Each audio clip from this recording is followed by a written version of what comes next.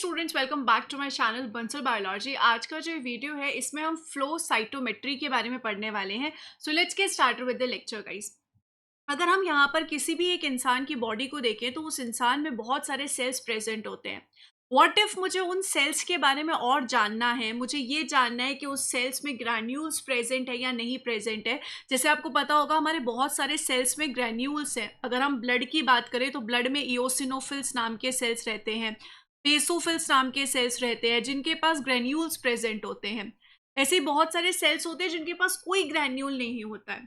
तो अगर मुझे ये जानना है कि किसी सेल के पास ग्रैन्यूल है या नहीं है, इसके अलावा अगर मुझे ये जानना है कि मेरे पास यहाँ पर कोई सेल प्रेजेंट है, उस सेल की यहाँ पर क्या साइज है, कितना बड़ा सेल है, कितना छोटा सेल है, इसके बारे में अगर मुझे स्टडी करनी है, और एल्स मुझे यहाँ पर ये जानना है कि मेरे पास एक स्पेसिफिक सेल प्रेजेंट है, इसमें ये एक स्पेसिफिक प्रोटीन जो मुझे चाहिए, क्या वो प्रोटीन उस सेल में एक्सप्रेस होता है या नहीं होता है। अगर मुझे इन सब चीज़ों के बारे में जानना है तो मैं उस चीज़ के लिए फ्लो साइटोमेट्री का यूज़ करती हूँ। फ्लो साइटोमेट्री का मतलब यहाँ पर क्या है कि हम सेल की स्टडी कर रहे हैं। फ्लो यानी कि फ्लूइड की वजह से कुछ फ्लूइड मूवमेंट हो रही है जिसकी वजह से हम सेल के बारे में स्टडी कर रहे हैं। सो किस तरीके से पूरी टेक्निक करी जाती है, बहुत आसान से। Let's try to understand that. सबसे पहले फ्लो साइटोमेट्री में तीन चीजें सबसे ज्यादा इंपॉर्टेंट होती है। सबसे पहली तो चीज, आपको सेल्स चाहिए।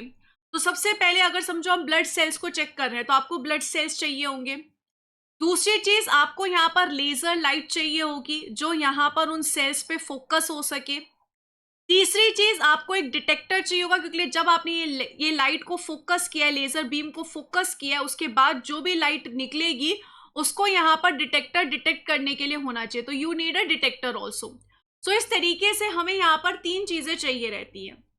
अब इसमें किस तरीके से सारी कहानी चलती है देखते हैं, हम समझने की कोशिश करते हैं। देखो, यहाँ पर सबसे ऊपर आपके पास सैंपल है, आप इस सैंपल को यहाँ पर पास कर रहे हैं। जब आप इस सैंपल को यहाँ पे पास कर रहे हैं तो जितने भी यहाँ पर चीजें हैं वो एक एक करके पास होएगी। फॉर एग्जाम्पल, इसको आप एयरपोर्ट से कंपेयर कर सकते हैं। एयरपोर्ट पे जब आप जाते हैं तब आपके सामने बहुत सारा लगेज होता है, लेकिन जब चेकिंग होती है तो उसमें आप एक एक करके अपने लगेज को पास करते हैं। तो सेम चीज यहाँ पर भी होगी। हमारे सेल्स के बहुत सारे यहाँ पर सेल्स प्रेजेंट है, पूरा सैंपल है। तो इसमें यहाँ पर एक शीट प्रेजेंट है जिसमें एक एक करके जो है यहाँ से सेल पास करने में मदद करेंगे।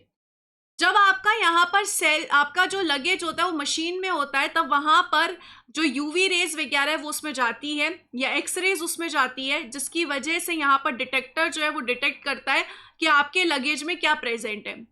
सेम चीज यहाँ पर होगा। यहाँ पर भी हम लेजर बीम डालेंगे, इन सेल्स के ऊपर डालेंगे, और यहाँ पर एक डिटेक्टर प्रेजेंट होगा जो डिटेक्ट करेगा कि भाई ये जो सेल्स है इसका साइज क्या है, या फिर सेल जो है उसमें यहाँ पर ग्रैन्यूल्स प्रेजेंट है या नहीं प्रेजेंट है।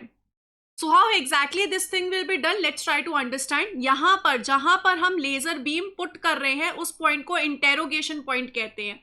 जैसे यहाँ पर हमारे लगेज को इंटेरोगेट किया जाता है, यहाँ पर हम हमारे सेल को इंटेरोगेट करते हैं।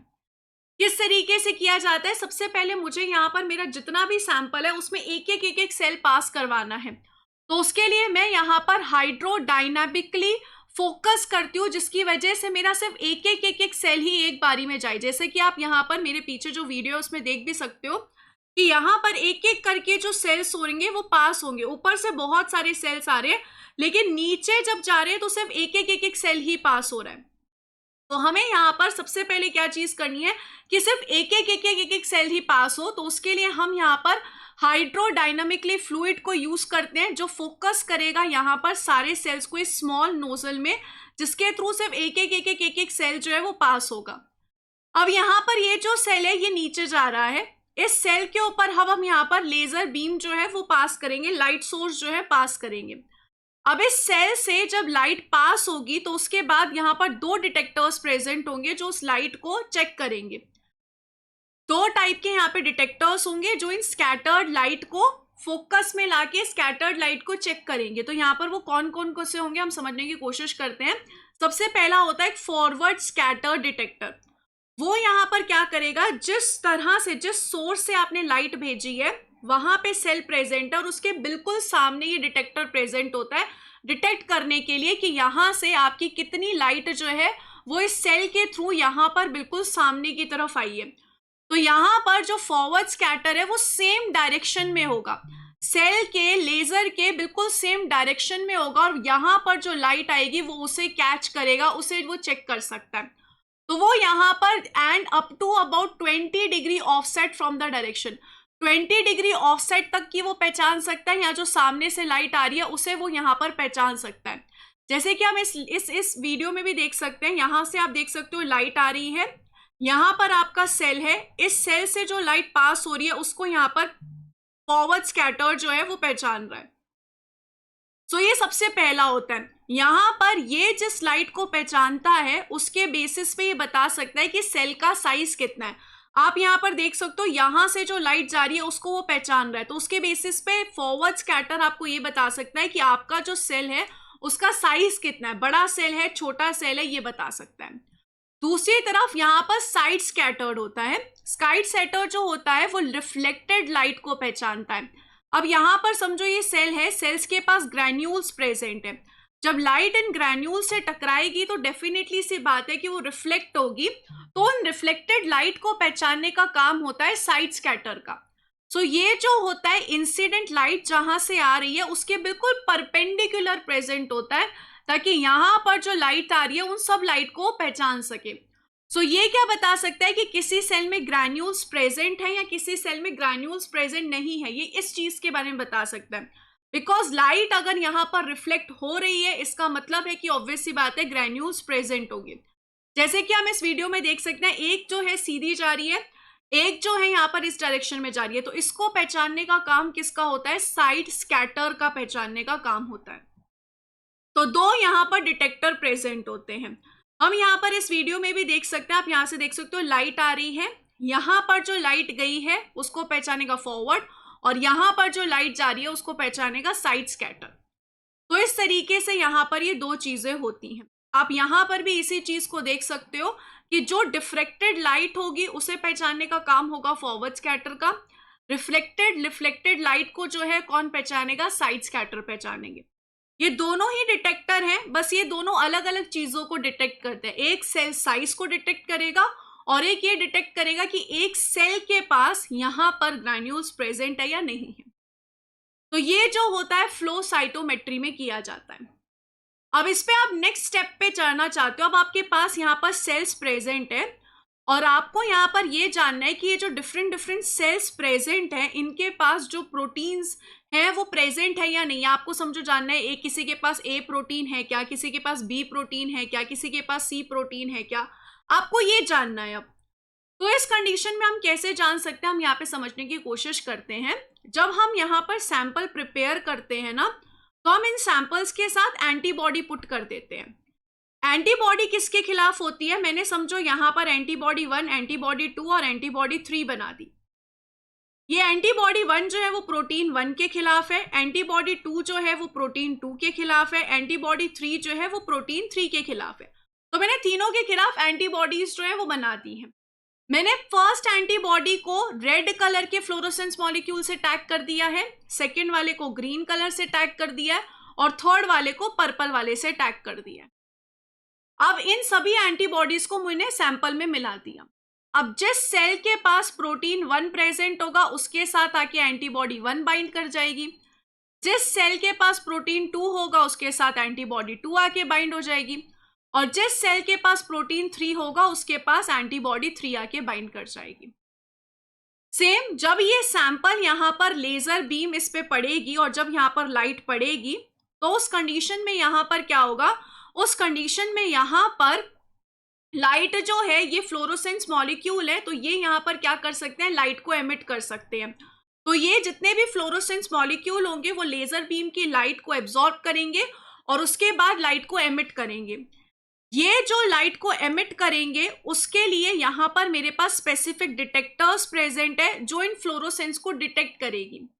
अब यहाँ पर आप देख सकते हैं मैंने डिफरेंट डाइक्रोइक फिल्टर्स लगा रखे हैं। ये डाइक्रोइक फिल्टर्स ऐसे फिल्टर्स होते हैं जो स्पेसिफिक वेवलेंथ की लाइट को ट्रांसमिट होने देंगे। जैसे कि आप यहाँ से देख सकते हैं, यहाँ से ये सिर्फ रेड लाइट को आगे जाने दे रहा है, ये वाला जो है ऑरेंज और रेड कलर वाली लाइट को आगे जाने दे रहा है। तो ये स्पेसिफिक लाइट को आगे जाने देंगे और स्पेसिफिक जो लाइट है उसको यहाँ पर डिटेक्टर के पास भेज देंगे।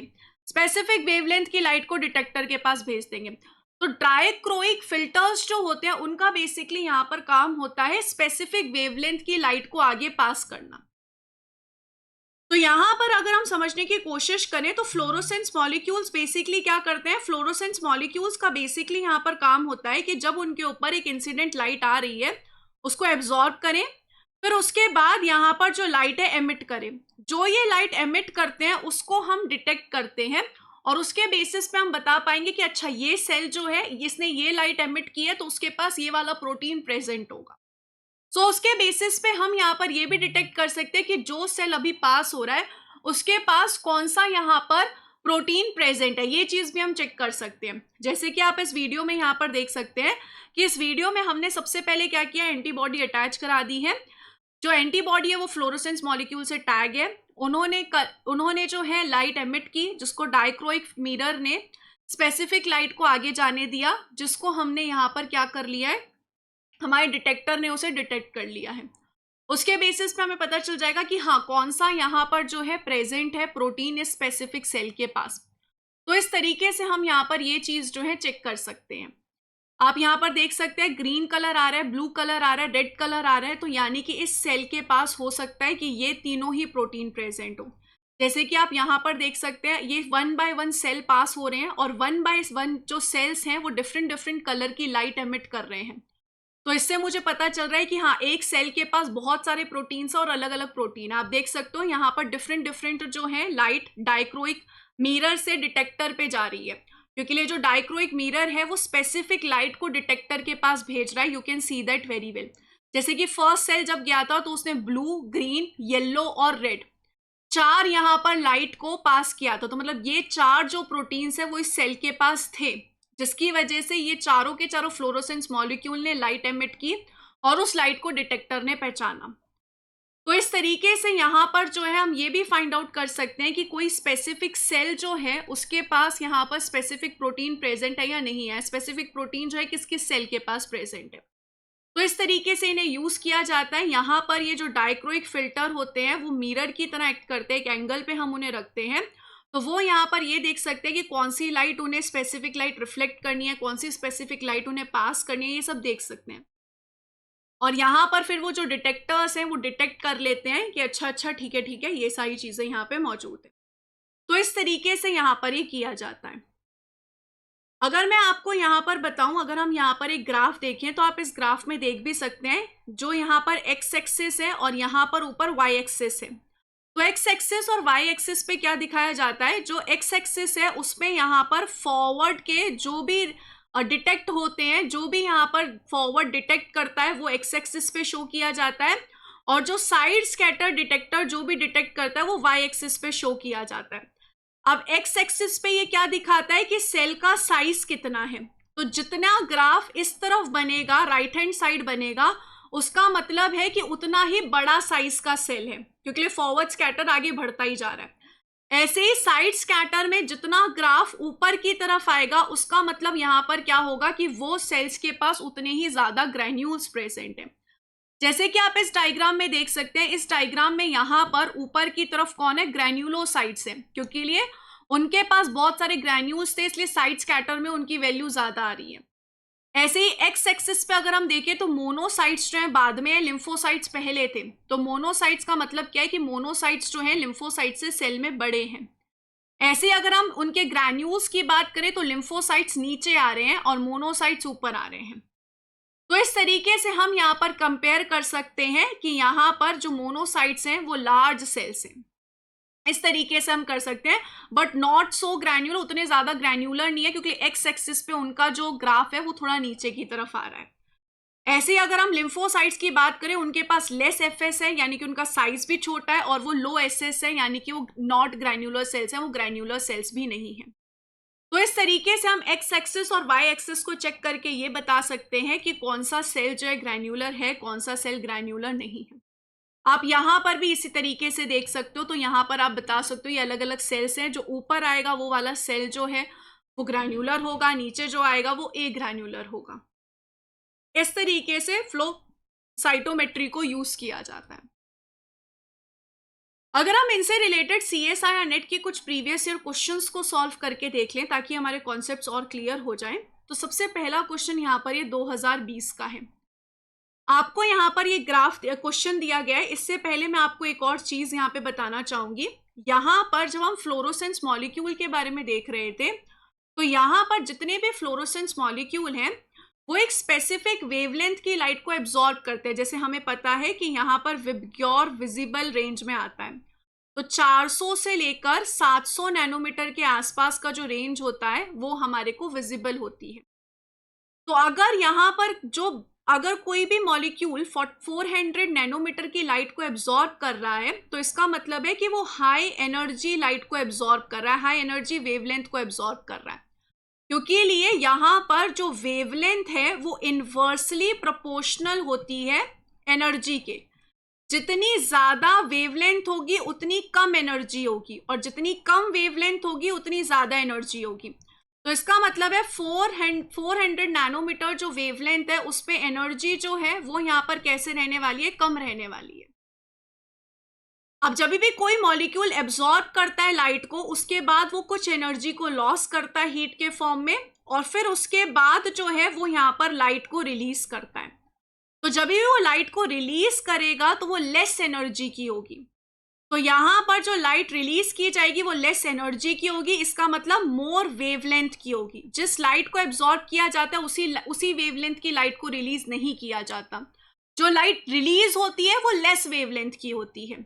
जैसे कि हम यहाँ पर देख सकते हैं, रोडामाइन जो है वो यहाँ पर क्या करता है, वो यहाँ पर 555 नैनोमीटर की लाइट को एब्जॉर्ब करता है, लेकिन रिलीज करता है वो 580 नैनोमीटर लाइट को। यानी कि वो यहाँ पर ग्रीन कलर की लाइट को एब्जॉर्ब करता है लेकिन रेड कलर को रिलीज करता है। इसलिए रेड कलर वाला जो यहाँ पर है वो यहाँ पर लेस एनर्जी का है।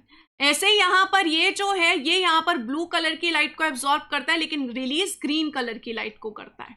तो इसका मतलब आप जब भी एब्जॉर्ब करते हो तो लेस वेवलेंथ की एब्जॉर्ब करते हो, लेकिन रिलीज करते हो तो मोर वेवलेंथ की रिलीज करते हो। ये एक सिंपल कॉन्सेप्ट था फ्लोरोसेंस से रिलेटेड, जो फ्लो साइटोमेट्री में भी हम यूज करते हैं, बिकॉज यहाँ पे भी हम फ्लोरोसेंस मॉलिक्यूल यूज कर रहे हैं। सो यहाँ पर आपके सामने 2020 का मैंने CSR का क्वेश्चन रख रखा है। आप चाहे तो वीडियो को पॉज करके खुद से सॉल्व करके इस क्वेश्चन को देख सकते हैं। क्वेश्चन यहाँ पर स्पेसिफिकली आपको क्या बोल रहा है दोस्तों, क्वेश्चन आपको यहाँ पे स्पेसिफिकली बोल रहा है कि आपके पास प्लॉट 1 है, प्लॉट 2 है। आपने यहाँ पर प्लॉट 2 में इम्यूनो स्टेनिंग की है। आप यहाँ पर प्लॉट 1 और प्लॉट 2 का डेटा देखिए। प्लॉट 1 जो है वो यहाँ पर कौन से सेल्स के बारे में बता रहा है, और प्लॉट 2 जो है वो यहाँ पर आपको कौन से सेल्स के बारे में बता रहा है। अगर हम प्लॉट 2 पे स्पेसिफिकली बात करें तो प्लॉट 2 में यहाँ पर anti-CD4 दिखा रखा है और नीचे anti-CD8 दिखा रखा है। CD4 कौन से सेल्स होते हैं, जो टी हेल्पर सेल्स होते हैं उनके पास यहाँ पर CD4 होता है, और CD8 जो होता है वो टी साइटोटॉक्सिक सेल के पास होता है। ये इम्यूनोलॉजी का कॉन्सेप्ट है। अब यहाँ पर एक्स एक्सिस में आप जितना ऊपर जाओगे उसके पास यहाँ पर क्या प्रेजेंट होगा, anti-CD4 उतना ही ज्यादा होगा, और जितना नीचे आओगे उसके पास anti-CD4 उतना ही कम होगा। ऐसे ही एक्स एक्सिस पे जितना आप आगे जाओगे उतना CD8 ज्यादा होगा एंटी, और जितना यहां पर आओगे उतना ही CD8 कम होगा एंटी। तो इसका मतलब हम यहां पर आराम से समझ सकते हैं कि ये वाली जो जगह है यहां पर CD8 और CD4 दोनों ही प्रेजेंट होंगे, क्योंकि एक्स एक्सिस पे भी आगे, वाई एक्सिस पे भी ऊपर है। यहां पर अगर हम देखें ये दोनों ही बहुत कम पे हैं, तो ए वाले में CD4 भी नहीं होगा, CD8 भी नहीं होगा, क्योंकि वाई एक्सिस पे भी ये बहुत नीचे, एक्स एक्सिस पे भी ये बहुत बहुत पीछे है। ऐसे यहां पर अगर हम C वाले को देखें तो ये CD4 के लिए तो पॉजिटिव होगा, इसलिए CD4 में वो ग्राफ बहुत ऊपर दिखा रहा है, लेकिन CD8 में जो ग्राफ है एक्स एक्सिस पे वो बहुत पीछे है, तो CD8 के लिए हम बोल सकते हैं नेगेटिव होगा। ऐसे ही बी वाले को अगर आप देखोगे तो बी वाला CD8 के लिए पॉजिटिव है क्योंकि एक्स एक्सिस पे बहुत आगे है, लेकिन CD4 के लिए हम उसे नेगेटिव बोलेंगे क्योंकि वो वाई एक्सिस के हिसाब से बहुत नीचे है। तो इस हिसाब से अगर हम यहां पर समझने की कोशिश करें तो कौन सा आंसर सही होगा, ए ऑप्शन जो है वो बिल्कुल सही होगा। CD4 CD8 के लिए ए नेगेटिव है, बी वाला जो यहाँ पर है वो यहाँ पर CD8 के लिए पॉजिटिव है, CD4 के लिए नेगेटिव है। सी वाला जो है वो यहाँ पर CD4 के लिए पॉजिटिव है, CD8 के लिए नेगेटिव है, और डी वाला दोनों के लिए पॉजिटिव है। तो इस तरीके से हम यहाँ पर ये 2020 के क्वेश्चन को आराम से सॉल्व कर सकते हैं। अगर हम एक और क्वेश्चन की तरफ चलें तो इस क्वेश्चन में यहाँ पर आपको बोला गया है कि आपने यहाँ पर सेल्स को मिक्स किया है दो एंटीबॉडीज के साथ। एक जो है वो स्पेसिफिक एंटीजन ए के, मतलब एक जो एंटीबॉडी है वो एंटीजन ए के खिलाफ है, एक जो एंटीबॉडी है वो एंटीजन बी के खिलाफ है। जो एंटी ए एंटीबॉडी है उसको आपने इस डाई से आपने उसको लोड किया है, और ये वाली जो एंटीबॉडी है उसको आपने इस डाई से जो है लोड किया है। अब आपको यहाँ पर बताना है कि यहाँ पर इनमें से कौन सी चीज आपको सही लग रही है। अब इसके लिए हमें ये पता चलना चाहिए कि रोडामाइन जो है ये बेसिकली रेड फ्लोरोसेंस लाइट देता है, और ये जो है यहाँ पर ग्रीन फ्लोरोसेंस लाइट देता है। तो जहां पर भी ए एंटीबॉडी बाइंड हो रही है वहां पर हमें क्या मिलना चाहिए, ग्रीन फ्लोरोसेंस ज्यादा मिलनी चाहिए, और जहां पर भी एंटीबॉडी बी बाइंड होगी वहां पर हमें रेड कलर जो है वो ज्यादा मिलना चाहिए। ऑब्वियस सी बात है क्योंकि लिए रोडामाइन रेड कलर ज्यादा दे रहा है। तो अब इस ग्राफ में यहां पर हमें यही बात को देखना है। देखो, अगर यहां पर नीचे की तरफ पॉजिटिव पॉजिटिव दिखा रहा है दोनों के लिए तो वो पॉसिबल नहीं है, क्योंकि इस कंडीशन में जो रेड फ्लोरोसेंस है वो ऊपर जब होगी तभी पॉजिटिव होगी, नीचे वो कभी पॉजिटिव नहीं हो सकती। यही हमने देखा था ना, वाई एक्सिस पे जो चीज यहाँ ऊपर की तरफ होगी और एक्स एक्सिस पे जो चीज आगे की तरफ होगी उसको हम यहाँ पर क्या बोलेंगे, उसको हम यहाँ पर दोनों चीज के लिए पॉजिटिव बोलेंगे। इसमें ऐसा नहीं है, इसको कट कर दो। सिमिलरली यहां पर भी ए पॉजिटिव बी पॉजिटिव यहां दिखा रहा है, ये भी नहीं हो सकता। यहां पर कभी भी दोनों के लिए पॉजिटिव नहीं हो सकता, सिर्फ एक के लिए ही पॉजिटिव हो सकता है जो होगा एक्स एक्सिस वाला। अब अगर हम यहाँ पर सी और डी ऑप्शन में देखें तो इस कंडीशन में अगर हम यहाँ पर देखें ए पॉजिटिव बी पॉजिटिव यहाँ है, तो हम इनको कह सकते हैं यस कि यहाँ पर एंटीबॉडी ए और बी दोनों बाइंड हुई होंगी, क्योंकि यहाँ पर रेड फ्लोरोसेंस भी अच्छा मिल रहा है, ग्रीन फ्लोरोसेंस भी अच्छा मिल रहा है। अब इन दोनों में अगर हम देखें, इसमें बोल रहा है यहाँ पर ए पॉजिटिव है बी नेगेटिव है, यहाँ पर बोल रहा है ए नेगेटिव है बी पॉजिटिव है, यहाँ पर बोल रहा है ए नेगेटिव है बी पॉजिटिव है, यहाँ पर बोल रहा है ए नेगेटिव है और बी पॉजिटिव है। अब अगर हम रेड फ्लोरोसेंस देखें तो रेड फ्लोरोसेंस कौन रिलीज करता है, रोडामाइन रेड फ्लोरोसेंस रिलीज करता है, जो कि बी एंटीबॉडी से बी एंटीजन से बाइंड हो रहा है। तो इस कंडीशन में तो डेफिनेटली आपको इस डायरेक्शन में बी पॉजिटिव मिलेगा ही मिलेगा, क्योंकि यहाँ पर रेड फ्लोरोसेंस ज्यादा है तो रोडामाइन बहुत प्रेजेंट है, यानी कि एंटीबॉडी भी प्रेजेंट है।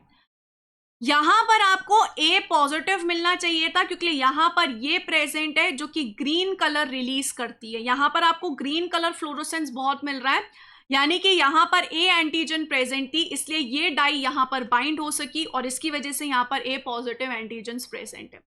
तो यहां पर सी ऑप्शन जो होगा वो बिल्कुल करेक्ट होगा। C option will be absolutely correct in this situation. So guys, मुझे उम्मीद है कि आपको ये फ्लो साइटोमेट्री जो है वो बिल्कुल अच्छे से क्रिस्टल क्लियरली समझ में आ गया होगा, किस तरीके से फ्लो साइटोमेट्री को परफॉर्म करते हैं। बिल्कुल आसान सी यहाँ पर ये टेक्निक है। If you like this video, do subscribe this channel and do share this with all your friends who are preparing for any competitive exam. Thank you so much guys, bye bye, take care.